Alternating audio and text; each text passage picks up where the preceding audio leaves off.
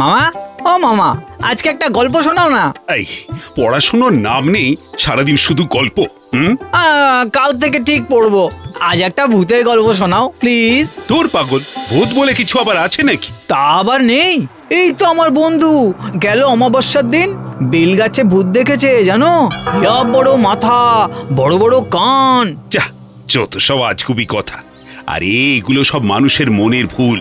মানুষের মনে অকারণে ভয় ঢুকে আছে, তাই তো ছায়া দেখলেও ভয় পায়। আজ কি তুমি নিশ্চিন্তপুরের আলোচনা সভায় এই সেই সব কথাই বলতে যাবে? হ্যাঁ রে, সবার সামনে প্রমাণ করে ছাড়বো যে ভূত বলে কিছু নেই। হ্যাঁ প্রফুল্ল বাবু, আমরা গাড়ি পাঠিয়ে দিয়েছি, আপনি আসছেন তো? আরে আসবো না মানে? আজ আমি ওই ভণ্ডর দলকে প্রমাণ করেই ছাড়বো যে ভূত বলে কিছু হয় না।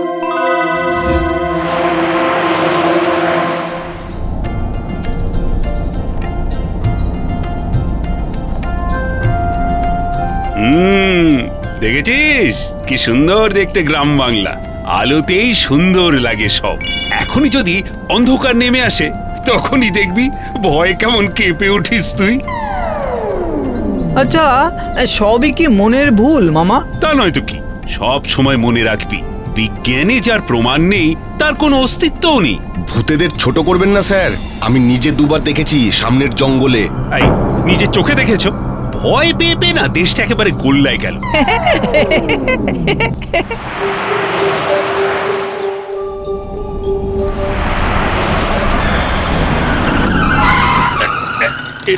কি হলো? কি? আরে মাথা ঠুকে দিল দেখছি। ইঞ্জিনটা আবার খারাপ হলো মনে হয়। এই খারাপ ইঞ্জিনের গাড়ি এনেছই বা কেন? সব ওই ভণ্ডর দলকে ভালো ভালো গাড়ি দিয়ে আমার মতন বৈজ্ঞানিককে পাঠানো হয়েছে বাজে একটা গাড়ি। এই জন্যই না দেশের কিছু হলো না। যাও দেখো।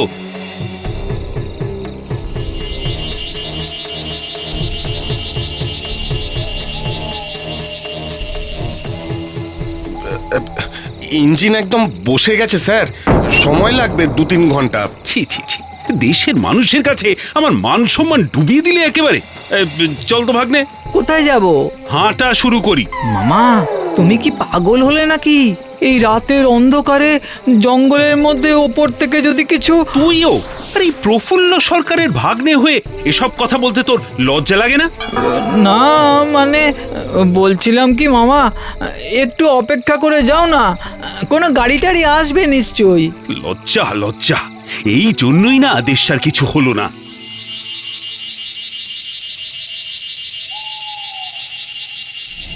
এই কে একটা হাত দেখাচ্ছে না? বিপদে পড়েছে বোধহয়, দাঁড়াই সাইড করে। হেই, না না না না না, তুমি কি পাগল হলে নাকি?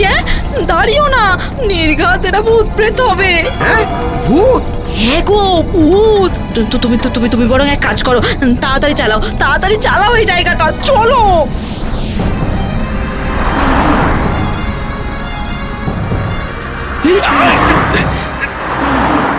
দেখেছিস দেখেছিস কাণ্ড? মানুষের বিপদের দিনে মানুষই পাশে দাঁড়াচ্ছে না, এর চেয়ে ভয়ঙ্কর আর কি হতে পারে? বলছিলাম কি মামা, ভূত নেই সে তো জানোই, প্রমাণ করে আর কি হবে বলো? তার চেয়ে চলো না ওই গাড়িতেই গিয়ে বসি। কতগুলো ঢপবাজ চিটিংবাজ লোক ভূতেদের নিয়ে ব্যবসা খুলে বসেছে, আর আমি সেই ভুল ভাঙাবো না? তাহলে কিসের বৈজ্ঞানিক আমি? তুই যেতে না চাইলে এই অন্ধকার জঙ্গলে ফেলে চলে যাব আমি। হ্যাঁ, না না, এই ভূতের হাতে মরার চেয়ে মামার সঙ্গে যাওয়াই ভালো। হ্যাঁ মামা, চলো। উফ বাবা, আর কত দূর মামা, পা যে ব্যথা করছে। তোদের মতন বয়সে আমি পায়ে হেঁটে দেশ ঘুরতাম, আর তোর এই 3 কিলোমিটার হেঁটেই এই অবস্থা।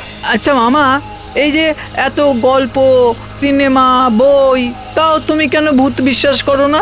যতদিন না আমি নিজের চোখে দেখছি ততদিন আমি কিছুতেই ভূতটুক বিশ্বাস করব না। ওই দেখ আরেকটা গাড়ি। কিন্তু এবারেও যদি ভূত বলে না তোলে? সেটাও ঠিক। এক কাজ করি, চল আমরা লুকিয়ে পেছনে উঠে পড়ি। গাড়ি একবার চালু হয়ে গেলে তো আর নামাবে না, একেবারে নিশ্চিন্তপুরে গিয়ে নামবো দুজনে। হ্যাঁ, সেই ভালো।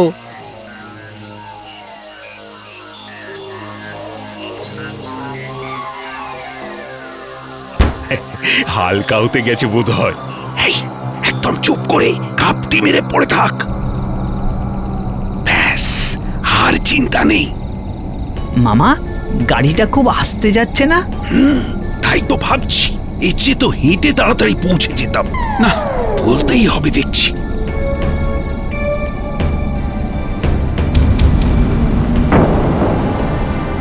মামা, ভাগ্নে, এই গাড়িটা একা একা চলছে কি করে মামা? আমিও তো সেই কথাই ভাবছি রে। এ কি সর্বনাশ হলো মামা? তাহলে কি? তাহলে তো সেটাই মনে হচ্ছে। কিন্তু তুমি তো বলেছিলে ওরা নেই। সাথে তো এটাও বলেছিলাম যে নিজের চোখে দেখলে বিশ্বাস করব। ভূত, পেতনি, মামদ, ব্রহ্মদত্তি সবে বিশ্বাস হয়ে গেল একেবারে। এবারে কি করব? আমি কি করে বলবো? আরে তুই তো ভূত দেখেছিস আগে, আমার যেই প্রথম। বলছি নেমে যাবি? এই না না, রেগে গিয়ে যদি ঘাড় মটকে দেয়, তার চেয়ে তুমি ক্ষমা চেয়ে নাও। তোমার ওপরে রাগ করেই বোধহয় এই আয়োজন। হ্যাঁ হ্যাঁ হ্যাঁ, তাই ভালো। আমি বরং ক্ষমাই চেয়ে নি। কিন্তু আবার কিন্তু কিসের রে? তুমি ভূতে বিশ্বাস করলে দেশের কিছু হবে না? আরে নিকুচি করেছে তোর দেশের। আপনি বাঁচলে দেশের নাম। দাদা, দিদি, বোন, আপনি যেই হন, আমাকে ক্ষমা করে দিন। আমি আর কোনোদিন আপনাদের ছোট করব না, আমি আর কোনোদিন আপনাদের হেও করব না। আজ থেকে সবাইকে বলে বেড়াবো, ভূত আছে, আছে, আছে, ভূত আছে। অসংখ্য ধন্যবাদ আপনাকে। যথেষ্ট ভূত দেখা হয়ে গেছে আমার। আজ আসি, ভালো থাকবেন। ভাগ্নে, জলদি নাম।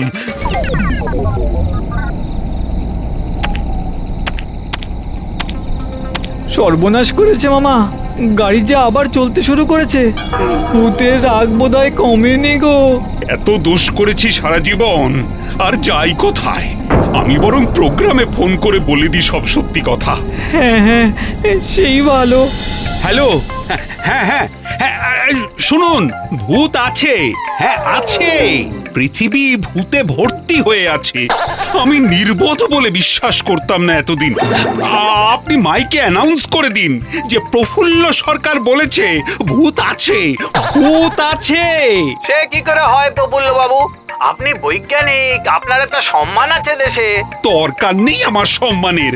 আপনি বলতে পারলে বলুন, নইলে বেঁচে ফিরতে পারলে আমি নিজেই গিয়ে বলে দেব। মামা,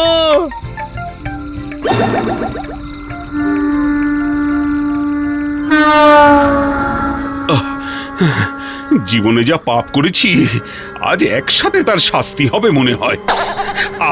আপনার পায়ে পড়ছি আমরা, দয়া করে আমাদের নামিয়ে দিন।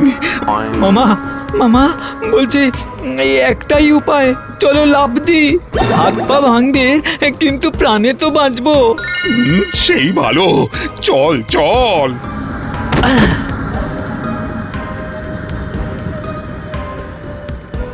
জোর বাঁচান, বেঁচে গেছি মামা।